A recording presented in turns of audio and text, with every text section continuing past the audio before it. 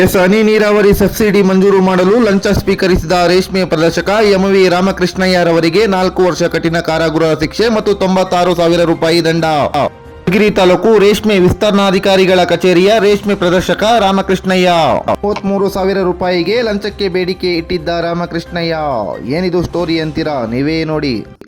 ನರೇಗಾ ಯೋಜನೆ ಅಡಿಯಲ್ಲಿ ಹನಿ ನೀರಾವರಿ ಅಳವಡಿಕೆಯ ಕೂಲಿ ಮಂಜೂರು ಮಾಡಲು ಹಾಗೂ ಸಬ್ಸಿಡಿ ಹಣ ಮಂಜೂರಿಗಾಗಿ ಲಂಚ ಸ್ವೀಕರಿಸಿದ ಮಧುಗಿರಿಯ ರೇಷ್ಮೆ ಇಲಾಖೆ ಅಧಿಕಾರಿಯೊಬ್ಬ ಇಲ್ಲಿನ ಲೋಕಾಯುಕ್ತ ವಿಶೇಷ ನ್ಯಾಯಾಲಯವು 4 ವರ್ಷ ಕಠಿಣ ಕಾರಾಗೃಹ ಶಿಕ್ಷೆ ಹಾಗೂ 96,000 ರು ದಂಡ ವಿಧಿಸಿ ತೀರ್ಪು ನೀಡಿದೆ. ಮಧುಗಿರಿ ತಾಲೂಕಿನ ಶ್ರೀರಂಗಯ್ಯ ಎಂಬುವವರು ಹೊಸಕೆರೆಯ ಸರ್ವೆ ನಂಬರ್ 155/1ರಲ್ಲಿ ನರೇಗಾ ಯೋಜನೆಯಡಿಯಲ್ಲಿ ರೇಷ್ಮೆ ನಾಟಿ ಮತ್ತು ಹನಿ ನೀರಾವರಿ ಅಳವಡಿಸಿದ್ದರು.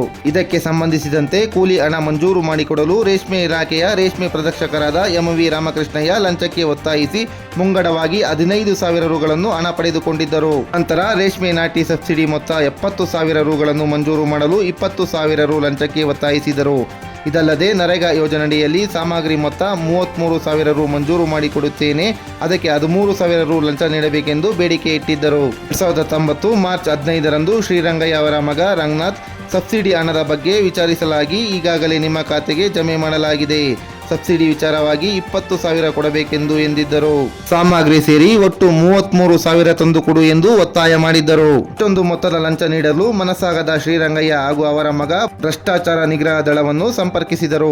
2019 ಮಾರ್ಚ್ 18ರಂದು ಆರೋಪಿ ರಾಮಕೃಷ್ಣಯ್ಯ 33,000 ರು ಲಂಚದ ಹಣವನ್ನು ಪಡೆಯುತ್ತಿದ್ದ ಸಂದರ್ಭದಲ್ಲಿ ಎಸಿಬಿ ಪೊಲೀಸರು ದಾಳಿ ಮಾಡಿ ಮುಂದಿನ ಕ್ರಮ ಕೈಗೊಂಡಿದ್ದರು. ಡಿಎಸ್ಪಿ ರಘುಕುಮಾರ್ ನೇತೃತ್ವದಲ್ಲಿ ಇನ್ಸ್ಪೆಕ್ಟರ್ ಹಾಲಪ್ಪ, ಪ್ರವೀಣ್ ಕುಮಾರ್ ಹಾಗೂ ಸಿಬ್ಬಂದಿ ದಾಳಿ ನಡೆಸಿದರು. ಆರೋಪಿಯ ವಿರುದ್ಧ ಭ್ರಷ್ಟಾಚಾರ ನಿಗ್ರಹ ಕಾಯ್ದೆ ಕಲಂ 7ರ ಅಡಿಯಲ್ಲಿ ನ್ಯಾಯಾಲಯಕ್ಕೆ ದೋಷಾರೋಪಣ ಪಟ್ಟಿ ಸಲ್ಲಿಸಲಾಯಿತು.